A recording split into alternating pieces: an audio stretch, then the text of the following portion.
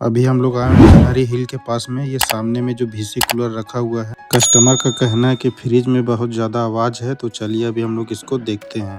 Fridge खोलने से पहले एक बार वोल्टेज चेक कर ले रहे हैं। वोल्टेज तो सही आ रहा है 230। वोल्टेज कम या ज़्यादा रहेगा उसका कारण से भी कंप्रेसर आवाज़ होता है।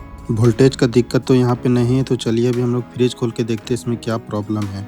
सबसे पहले हम लोग चेक किए पंखा कहीं सट रहा है कि नहीं। पंखा तो नहीं सट रहा था, पंखा ठीक चल रहा था। इसका मेन दिक्कत जो कंप्रेसर के अंदर में जो पिस्टन रहता है उसका से आवाज़ आ रहा था।